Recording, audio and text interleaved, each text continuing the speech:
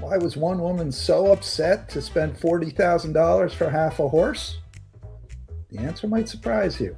Trainer Cindy McKee going to join us here on Charlestown Races Today momentarily in an interview with Ted Black. My name's Frank Vespi, and today on Charlestown Races Today, part of the Midlantic Racing Today family of podcasts, we'll also be previewing Saturday's Confucius Say Stakes. Cindy's going to have a horse in there, but I'll be talking with Paul Espinosa a little bit later in today's show.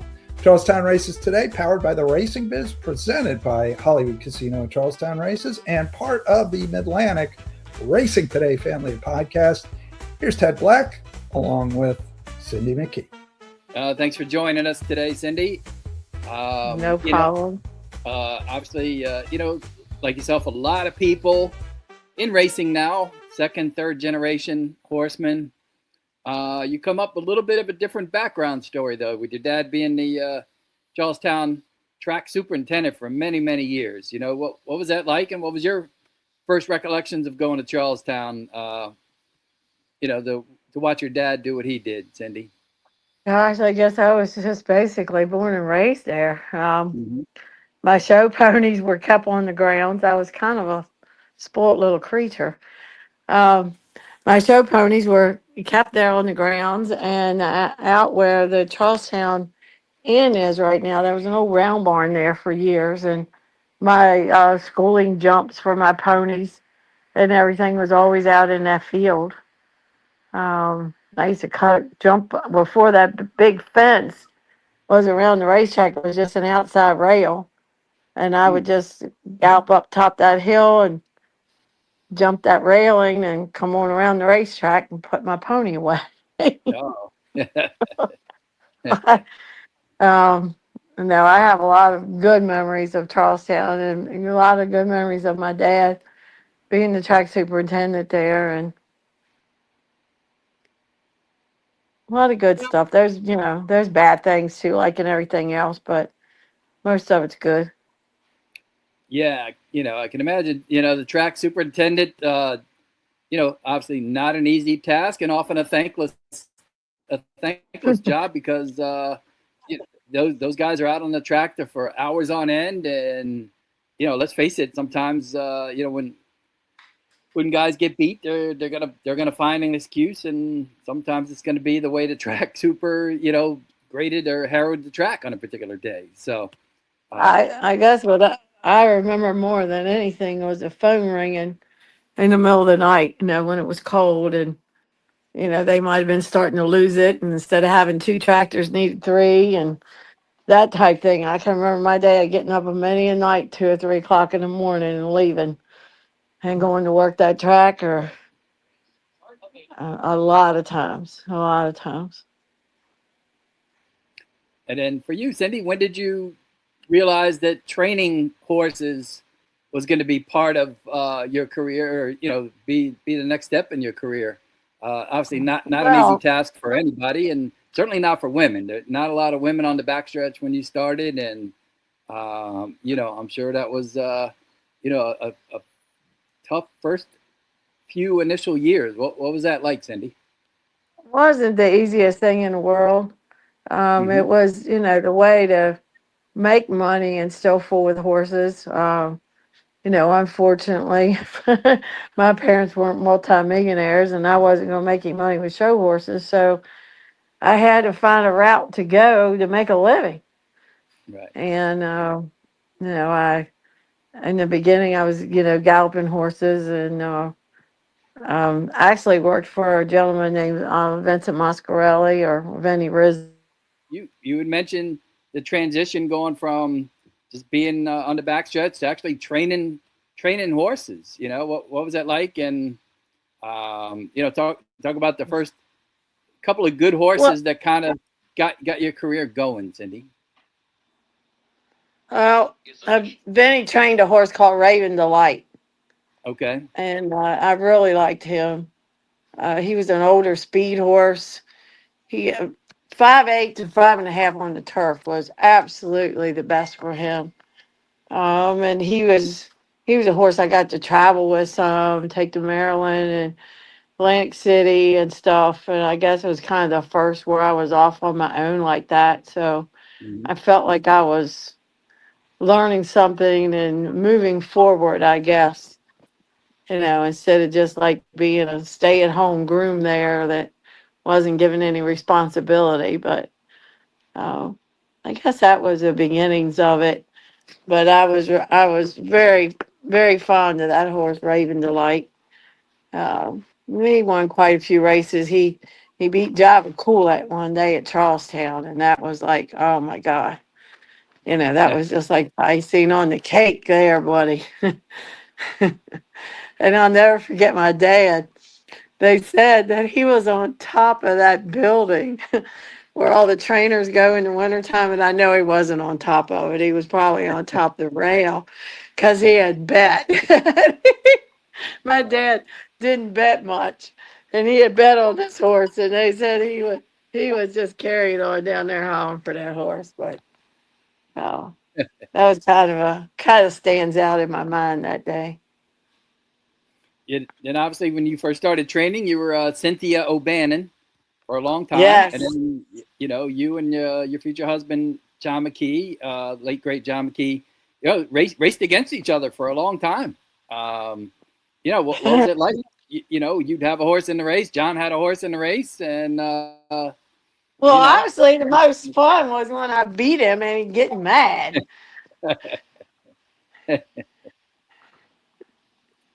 He'd say all kinds of things, and I'd sit there and laugh at him.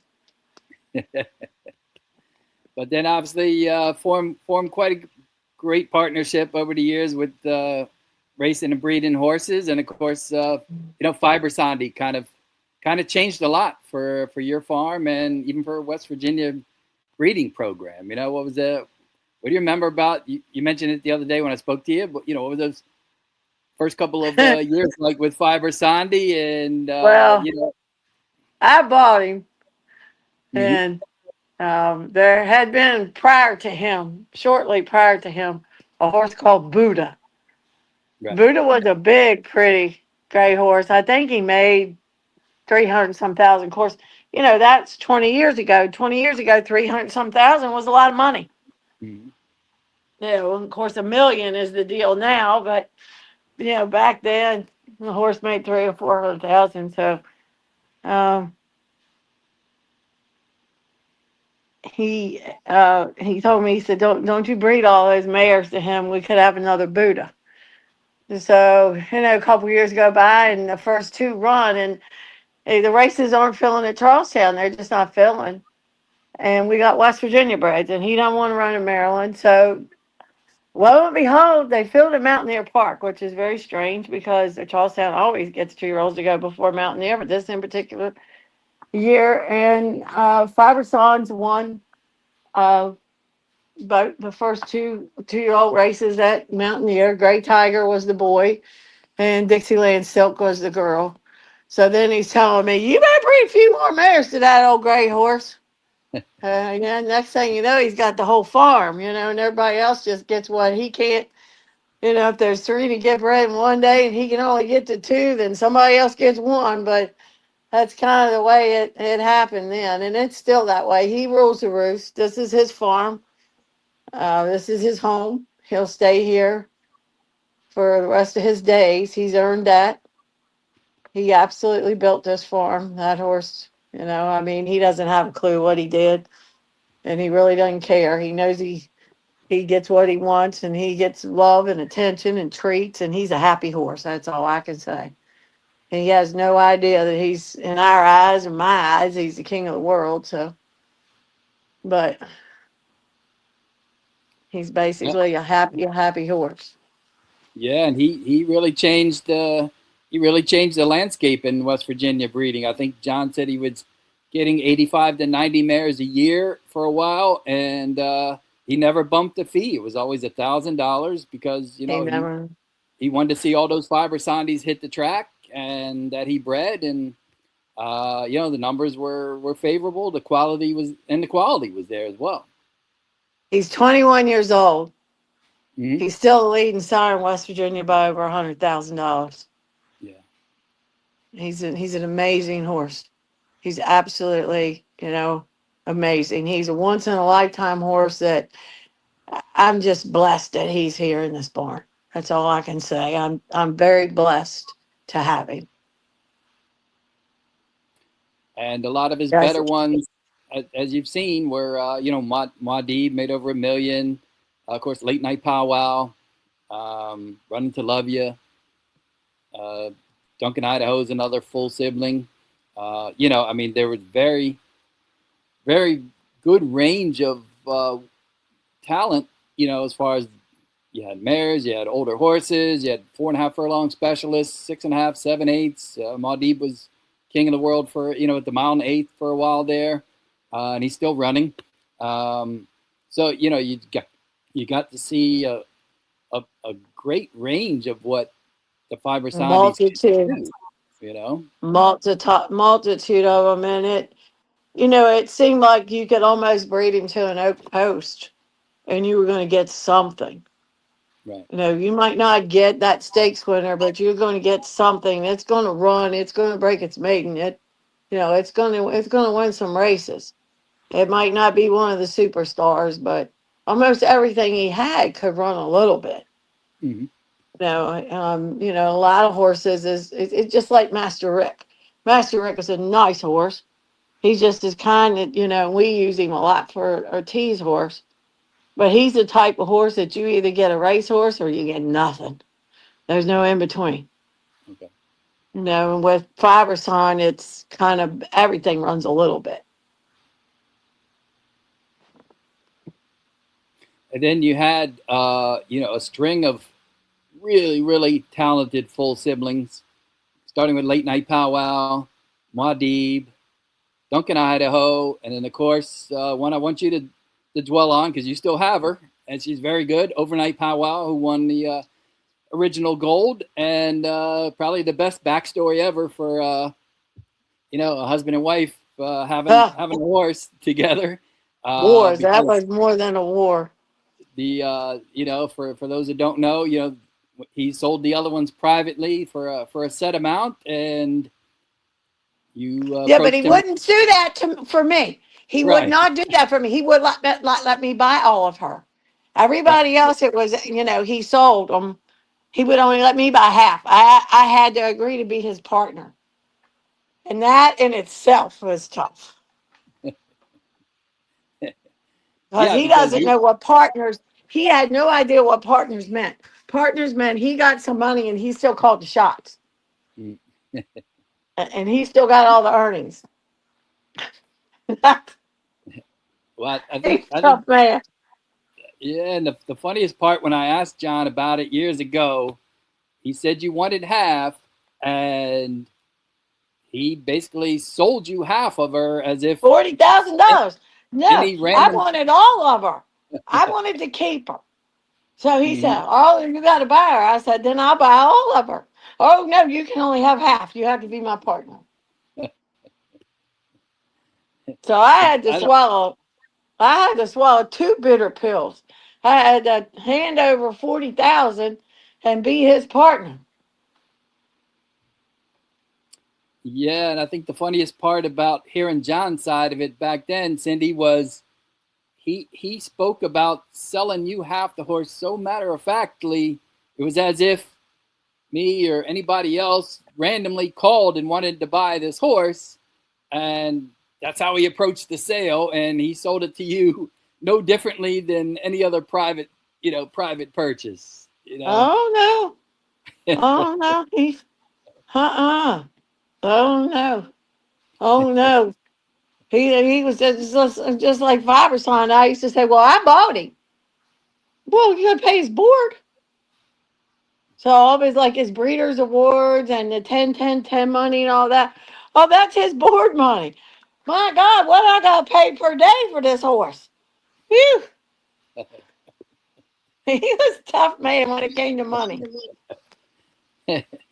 And then, of course, obviously, Cindy's still reaping the rewards with Overnight Powwow. You mentioned to me after she won the original gold. A couple more stakes races for her this year. Hopefully, capping her career with a win in the Cavada, which will be her last start, as you mentioned, and then she'll start a second career. So, what's it meant to you to have her around as a racehorse and eventually as a broodmare? Because, unfortunately, her dam, Holy Powwows, is no longer with us.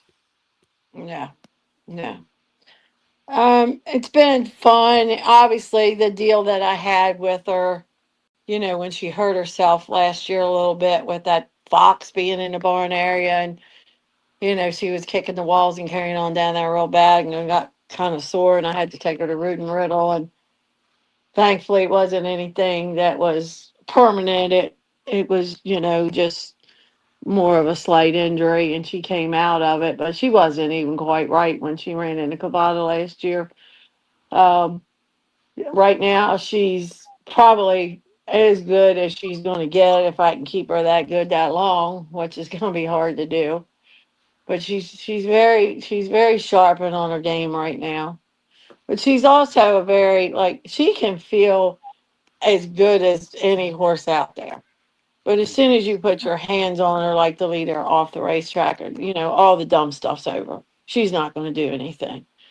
She's going to walk right down there like a lady and mind her manners. She's pretty well that way.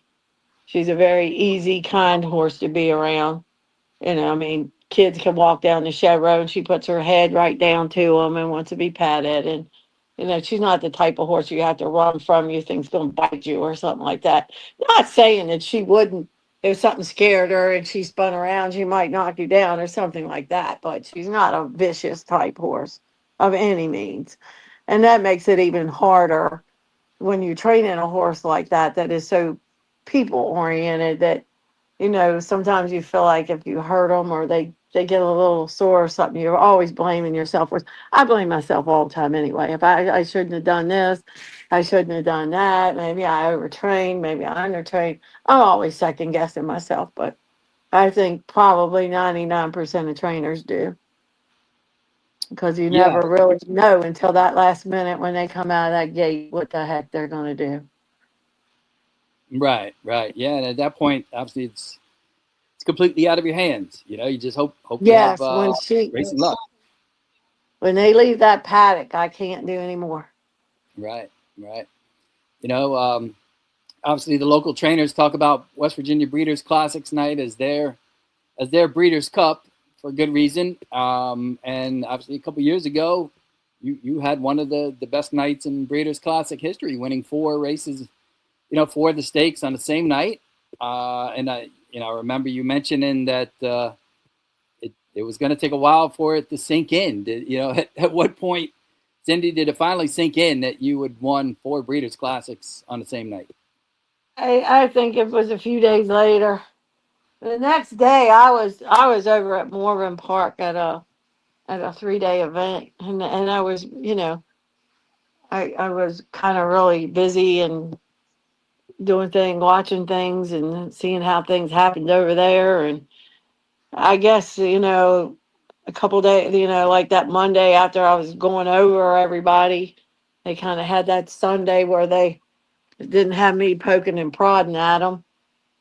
And then the next, that Monday, getting them all out and checking them and making sure that they were, there was no injuries from those type of races that they gave us, and everybody came out of it good and everything was fine. And I was very lucky there, because a lot of times when horses run big races like that, they hurt themselves.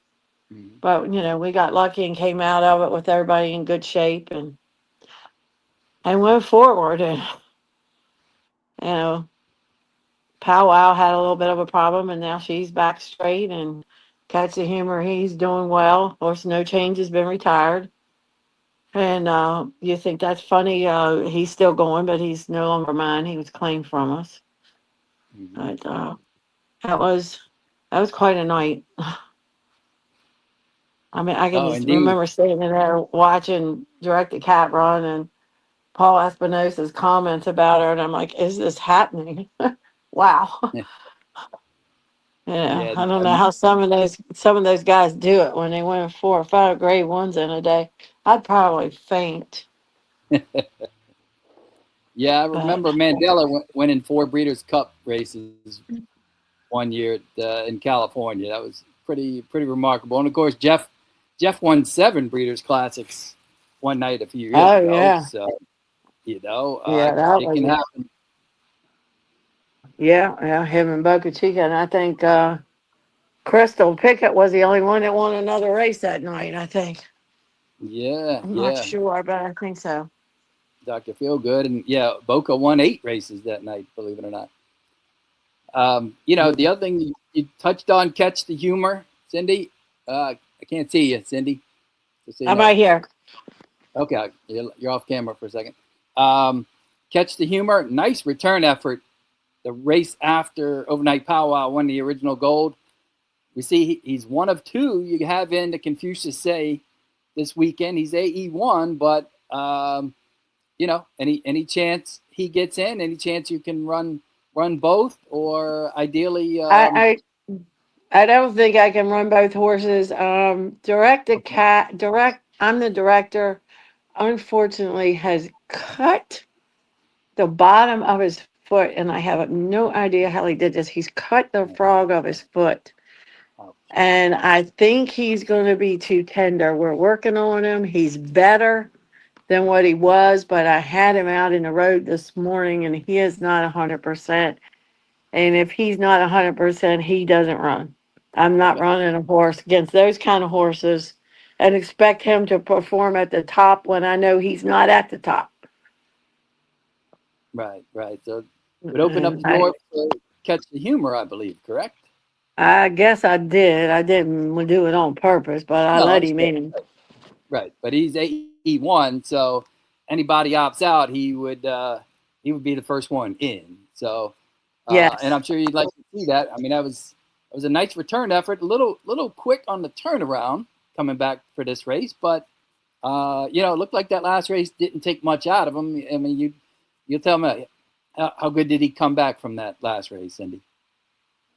Well, when I was checking on him, I headed towards the test barn, and Powwow was coming back, Mm-hmm. and she looked like she'd never run.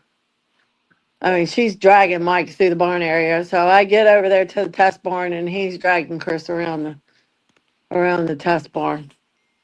So he wasn't too much worse to wear for it. No. Catch the Humors, who I guess is going to draw in if your other horse comes out. How's he doing? How you feeling about him in that spot? I don't know if he's quite ready for a stake yet, but it came up, and I'm going to try him. That's all you can do, right? You feel That's like it. his best race is ahead of him?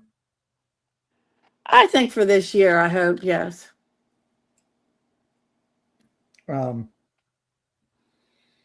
I was glad I heard you guys touch on. I want to ask you about this. I heard you touch on your Breeders' Classics, your big night there a couple of years ago. I think I spoke with you at the end of that, and you said you had gone to see John's grave that morning and told him you had done what you could do. He had to get the horses home from here. I wonder if you could talk about that for a moment. I go to the grave a lot. I guess I'm crazy. To Not talk to crazy. him, and I said to him, I said, look, I can get him to the head of the lane, but you got to get him home. And he did, in my mind. He did, and there's a picture, and I don't know how they did it, but the photographer and Gwen Ingersoll, the vet, the photographer Kat, somehow they have a picture of Direct the cat. She's coming down the lane, and John is up in the sky Oh my gosh. looking down at her. Oh my gosh. How cool. They gave me that picture after the classics that year. Of course, I bawled like a baby, Mm-hmm. but and I had told him that. One of the rare times that he listened. Every once in a while, your spouse has to listen, right? Yeah, every once in a while he listened, not too often.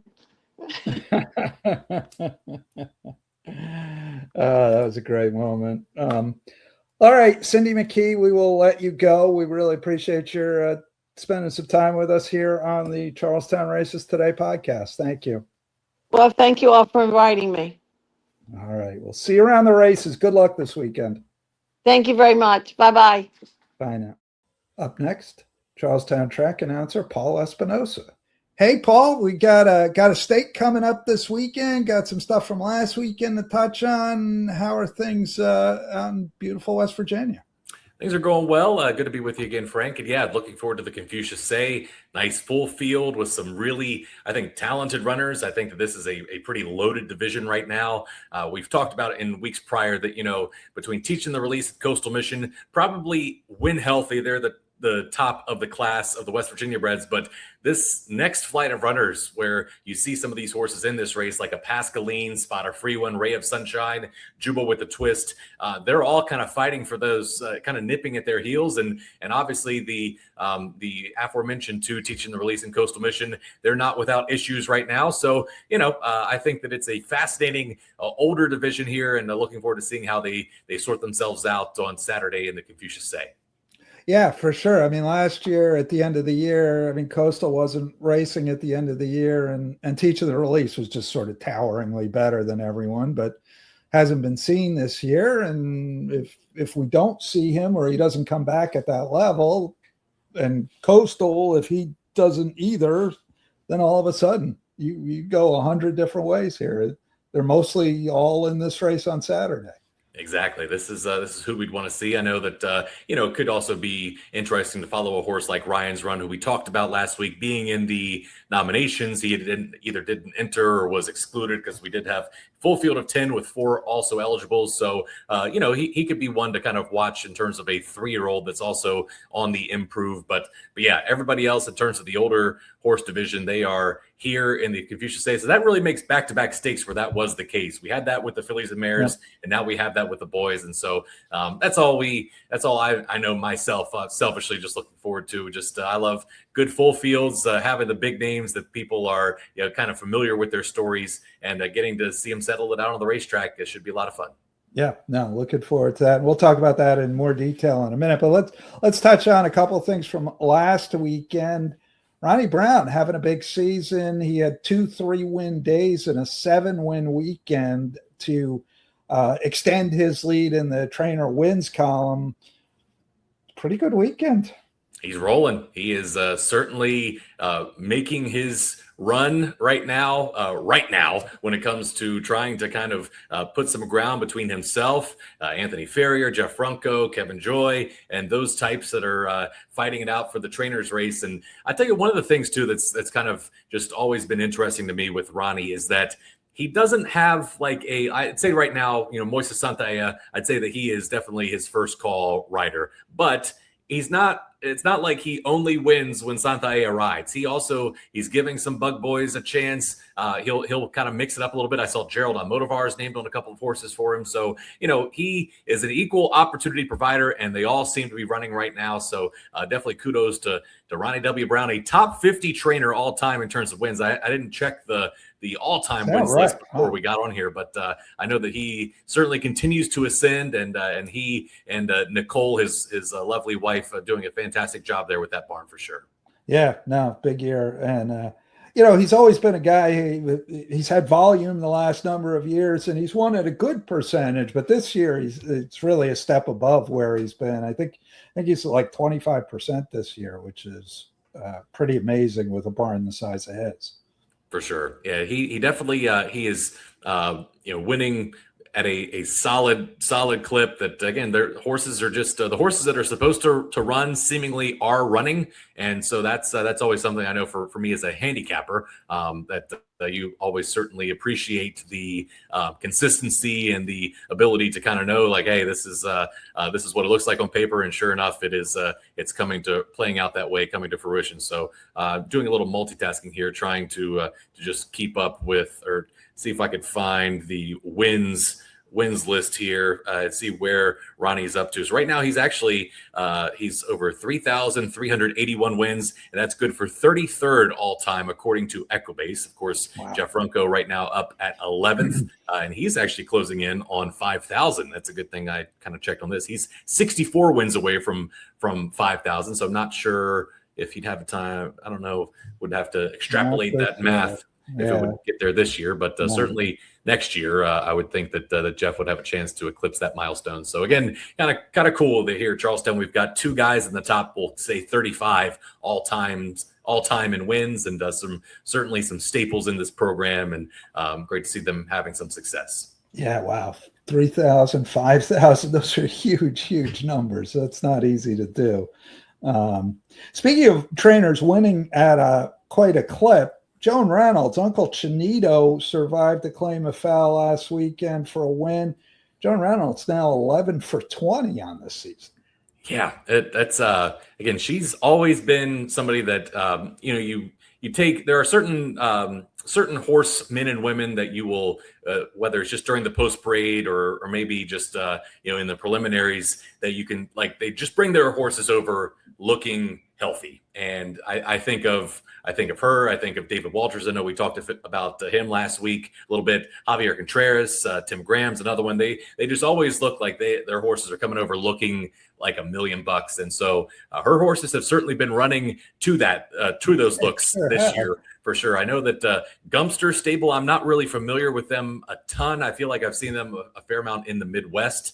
At maybe like a track like Horseshoe Indy, but yeah, they've been having a lot of great success, and it hasn't just been limited to them. Now, as obviously she's had a couple of others that are certainly running really well. They've been going, had some really sharp 4.5 furlong performances, but they've been stretching out a little bit too. So definitely a hot barn for sure, and one to kind of keep an eye on here. That pretty much everything that she sends out is live these days. So handicappers definitely take note, and it seems like they have, because they've been taking some money at the windows as well. Yeah, no, definitely a couple barns to keep an eye on there. One the leading trainer, the other kind of below the radar, but winning in bunches. All right, let's talk about the Confucius Say, Paul. My question to you is, can anyone go with Ray of Sunshine? That'll be interesting. I'm curious. I'll be curious to see what they opt to do with Pascaline from his outside post, and if he's going to be fresh and keyed up off the layoff.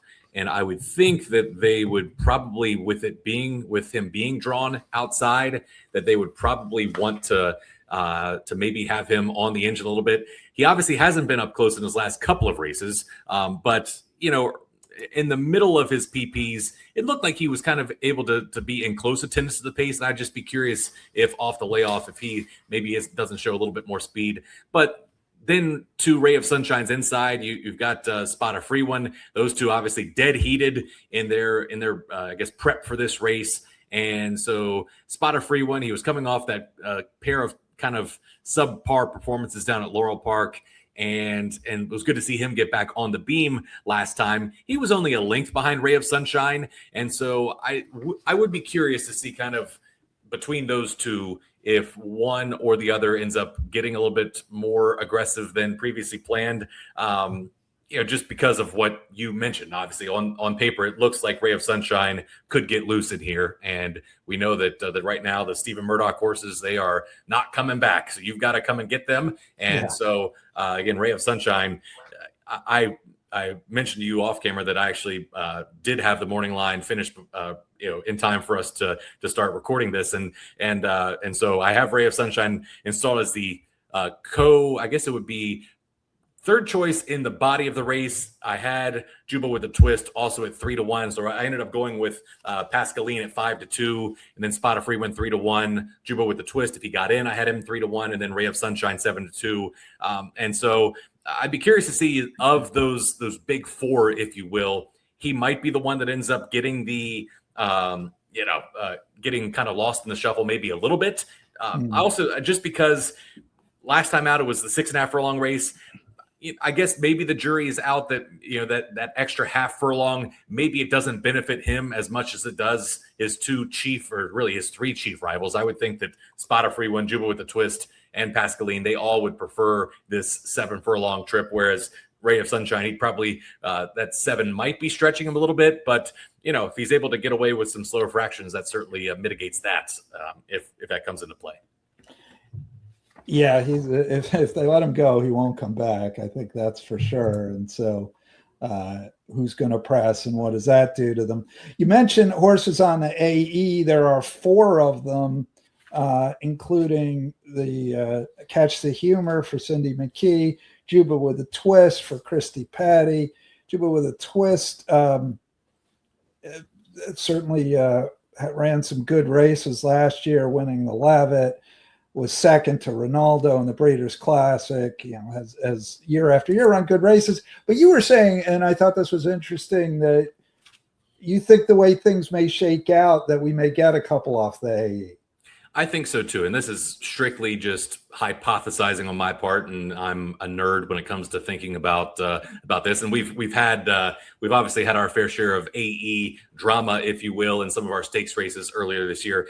I don't think that this was a drama situation. I think that every horse in the body of this race, has a legitimate case to be in the race. But when it comes to just figuring out trainer intent and what they would prefer, I would obviously think that everybody just kind of entered every horse that they wanted to make it into the race. And then specifically looking at 2 barns, well, I guess technically this would be 3 barns. Let's start with Cindy McKee. She has I'm the Director in the body of the race. I would think that right now, with his form being a little bit shaky, I would think that she would actually prefer to get Catch the Humor into the race. And so I could see I'm the Director defecting and allowing Catch the Humor in. And then at that point, the Sigler Petty connection with them in the same barn and having that Casey family tie, I could see them potentially withdrawing Juba's hat trick to then allow Juba with a Twist to draw in. And again, that's all assuming that nobody else defects, because I would think that obviously everybody that's in, if there happen to be some other scratches not from those barns,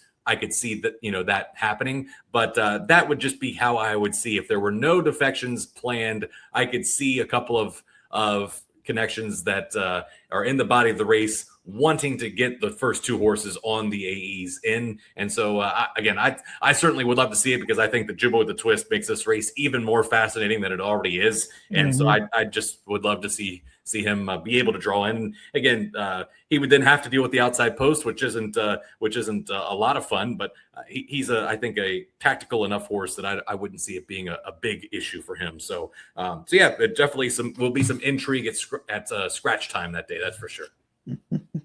It's a theme, but it's a good problem to have when you got a bunch on the AE. You actually segued perfectly to my next question. Pascaline, they bet him like crazy every race at Charlestown. He's been odds on in 3 of them and even in the 4th. So, and you said you're going to make him the morning line favorite. But my question is, as a handicapper, what do you do? Does the outside post concern you going 7/8? It probably does, and I will say this too. When we were talking about the pace scenario with this race, I definitely, in my mind's eye, I kind of pictured him being a little bit more forward. But then when you look at the last couple of races, the PPs do tell a different story than what my mind's eye kind of did. So I guess I would kind of maybe backtrack off of that a little bit. And so then that does kind of bring into play, maybe he's not a horse that is going to be able to work in easily from the outside. I just thought that a race. Maybe this is kind of what it shaped my thinking, was like, looking back at the Bayshore when he ran behind, Anthony Ferrier's horse, Faster Gator, Moplex, a couple of really nice horses. He was pressing a pretty quick pace that day, and he's been on top of some pretty quick paces too, but clearly has never been an on the lead type.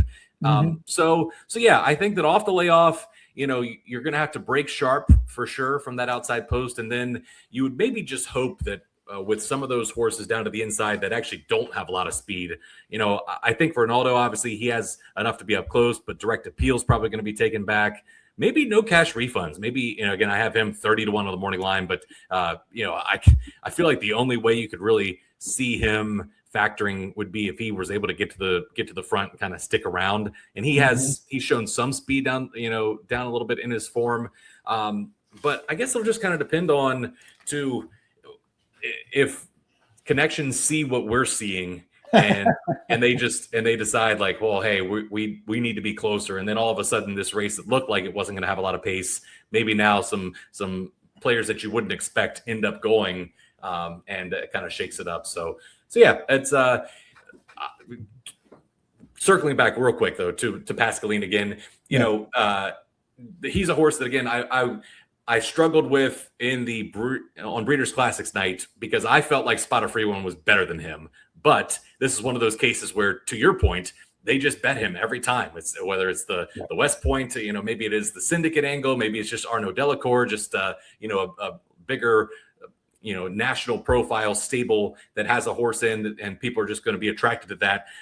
But he would probably, at his price, off the layoff from the outside post, he would not be for me in a race like this. And based on how my picks have gone in Triple Crown races and stakes here at Charlestown, you probably want to go ahead and just hammer Pascaline because that means he's going right to the winner's circle. But again, he's just not a horse that I think that you're supposed to take, given all of those variables that are going to be facing him on Saturday night.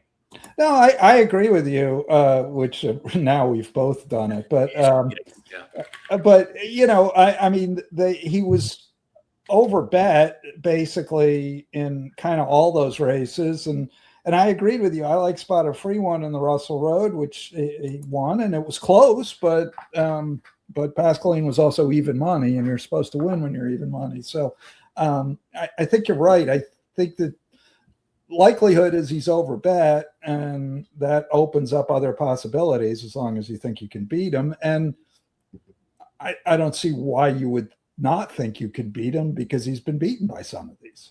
Exactly. And again, he's first off the layoff, whereas these others have, had some recent form and that, seem to be, they've kind of knocked some ring rust off and they've shown that they're back to their form. We obviously don't know, how he's developed from 3 to 4. I wouldn't have any, doubts that he isn't going to end up having a good 4-year-old year. And I think that he'll be able to be very competitive in a lot of these West Virginia bred races throughout the course of the calendar. But, just first off the layoff, given all these different, scenarios, it just wouldn't be for me, but doesn't mean he's not going to be for somebody on Saturday. So. What do you make of Excellent Start, the Wade Sanderson horse? I mean, he went out to the Pimlico Special and really didn't run a bad race. He didn't, and I think I'd be a little bit more inclined to like him if this was at the, Charlestown Classic and Sam Huff Breeders' Classic distance of a 1.1 miles. But I was just looking at him. He's obviously has the pedigree by Upstart, curling on the bottom side. Longer would seem to be better. His 2-turn race that's on the page here at Charlestown, it kind of, that just looks like what I would picture a horse like him. He's kind of a grinder. There was a time, I think, kind of before the Breeders' Classic where he was able to have a little bit more of a punch in these shorter races than the 3-turn or the 2-turn races that we'll say over 1 mile races. I guess I gotta think non-Charlestown there. Exactly. But I just feel like he has the potential in a race without much pace to kind of get run off his feet.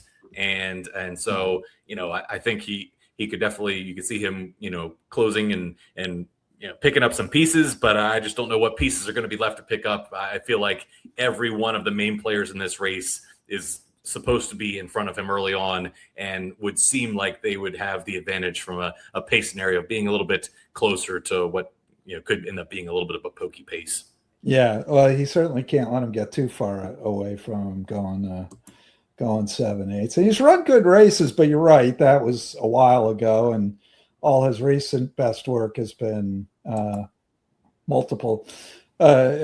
route distances. I was going to say multiple turns, but of course this race is multiple turns, so we can't do that. So yeah, I'll just say too that I wanted to kind of just refresh my memory and see if I happened to miss like maybe they drilled him from a work standpoint, and no recent works showing, which is not a weird thing at Charlestown.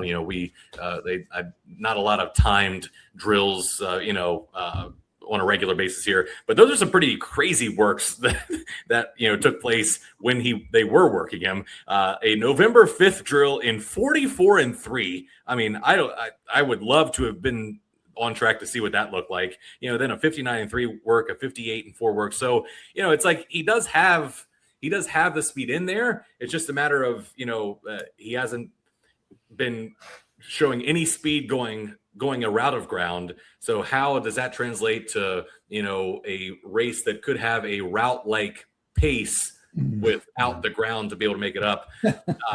It's just he's a horse that when we talk about Charlestown Classic probables, I would think that there is no doubt that if he's able to make it in, and last couple of years, I think I know last year we didn't have a full gate, but I would expect to see him if there's a space for him in the gate. I would certainly think that that's where they're pointing. And I think that, like I said, he hasn't disgraced himself in his tries against Open Company, but I would just think that out of their own backyard, that's something that's certainly on their radar. And anytime that the local folks here have a chance to run for the big money, I'm always happy. And like we said, regardless, I just love seeing full gates here at Charlestown, big field sizes for our horse players. And so, I just think that the Confucius Day is probably not the end game, or not where we're going to see his best game, I guess is what I should say. No, I think that's astute observation. So where do you land here? What do you have you landed yet? Or are you still circling around?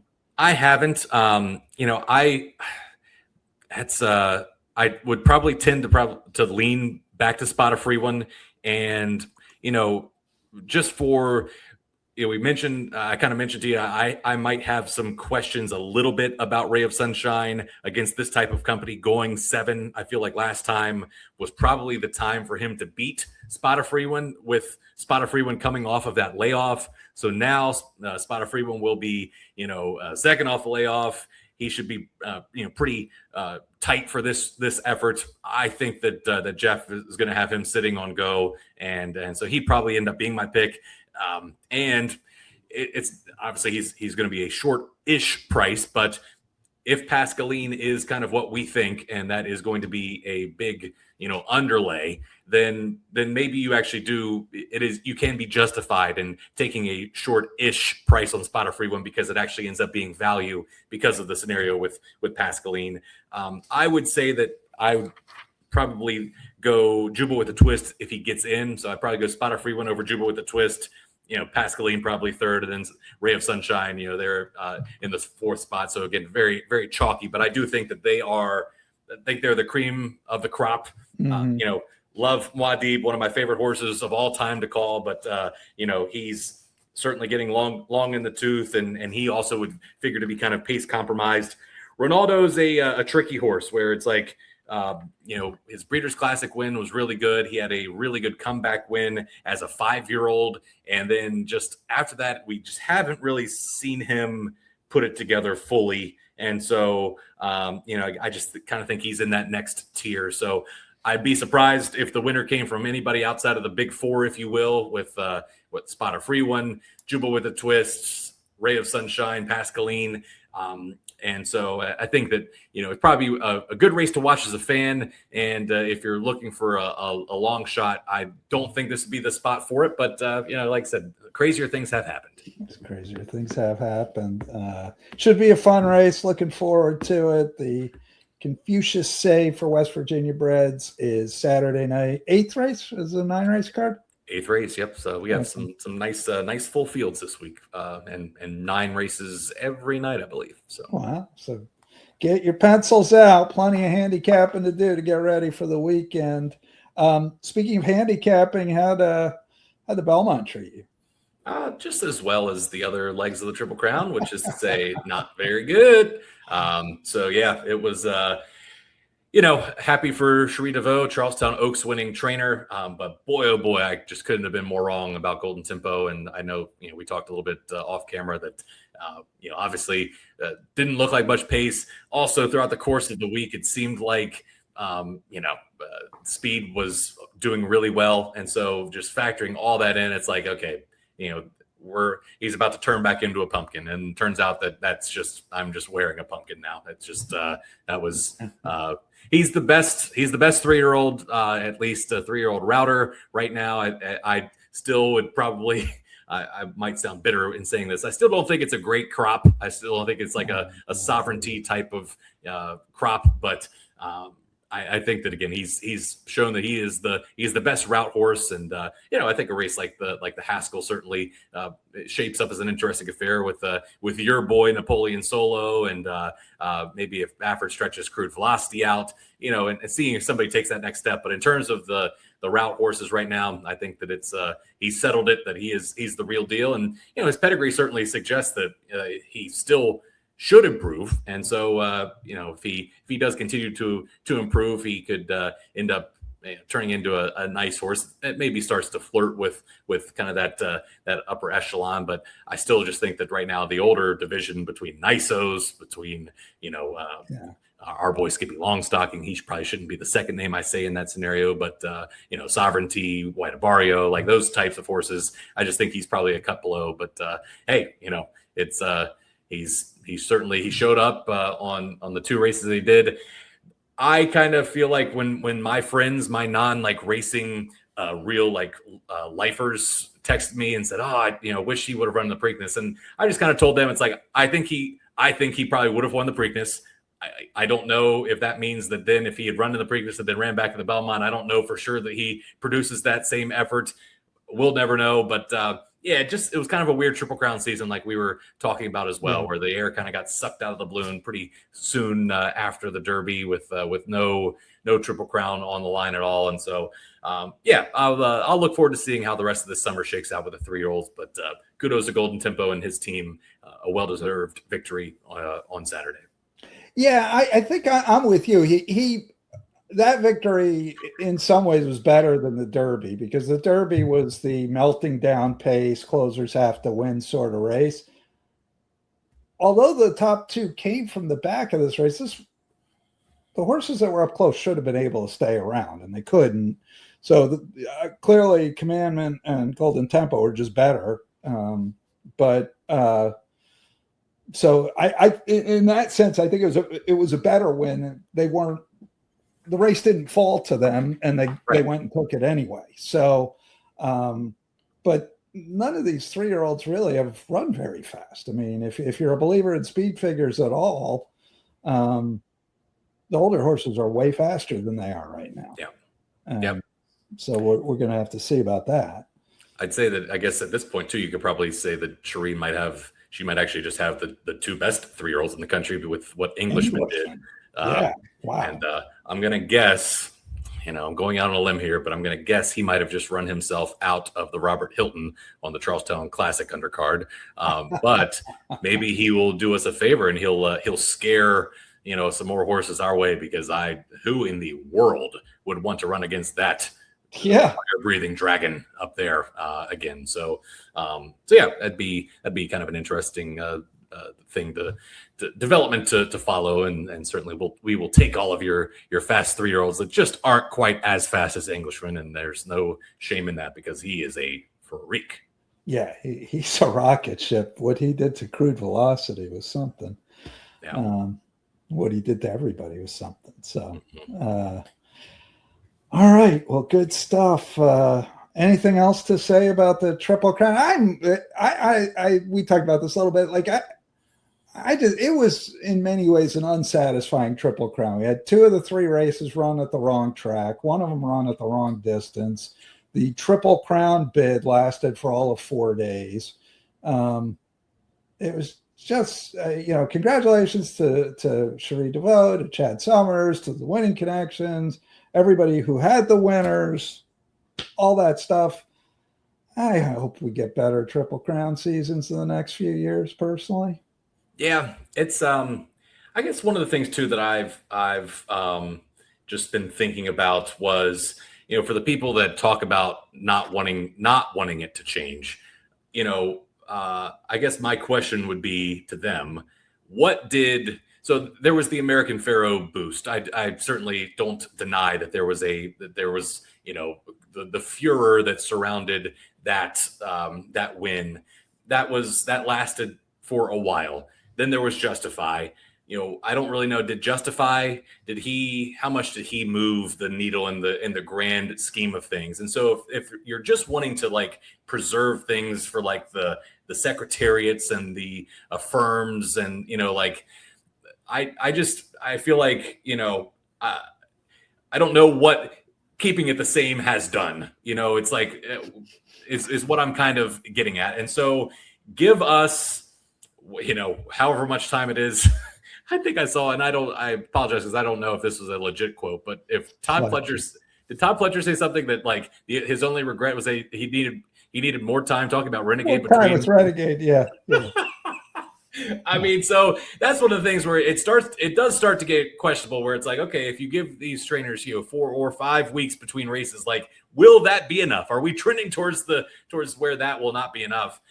But at least if it is spaced out a little bit, you get the second leg of the Triple Crown, whatever that ends up being. I'm going to assume that it ends up being the Preakness, but yeah, at least that there is still a Triple Crown on the line, and there will be some buzz, some national attention. And then if that horse is able to win that race, then you buy yourself another month in the spotlight. And it just felt like there was no spotlight after the Derby, seemingly. And that's not saying that that there weren't great performances, that there weren't great stories and all that, but it just give me the storyline, give me the best horses squaring off against each other, and go from there. But that to me, what you just said to me is the key thing. It's like the Triple Crown to me is this whole debate about the timing of the races mistakes the form of the Triple Crown for the substance of the Triple Crown.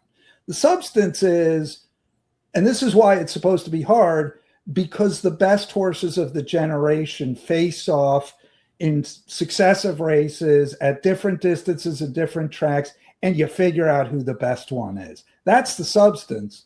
The form is how you schedule those races.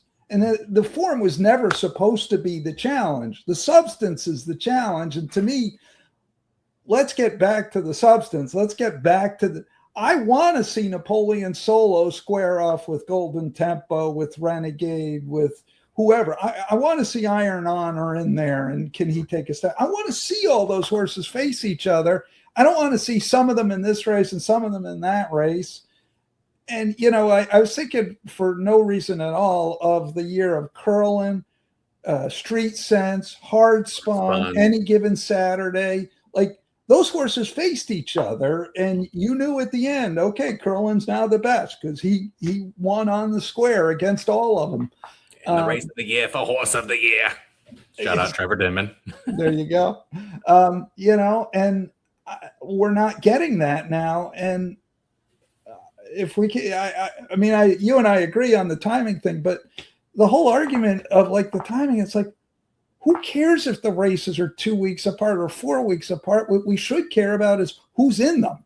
Yeah, exactly. Amen. Yeah, I just, it's like in this day and age where we have to have the health of the horse, obviously always should be the case, hold that in the highest regard. So it's like, what are you wanting to see? Are you wanting to see that a horse is able to, that physical challenge of, having to, do something in that tight, window? It's like, I don't really think that for me, I don't really care about a horse walking into a bar and be like, oh yeah, that's the toughest horse I've ever seen. Like, I get it. I don't want to be too obtuse and say that, yes, we should, if we could have a horse that does, that is like a journalism who was able to run in all three and show that it is possible. I'm not saying it's not, but journalism certainly hasn't taken a step forward at it. I'm not saying that that's because of the Triple Crown decision or not, but it's just like, I don't know. I get that we would want to pass along the sturdy genes as opposed to the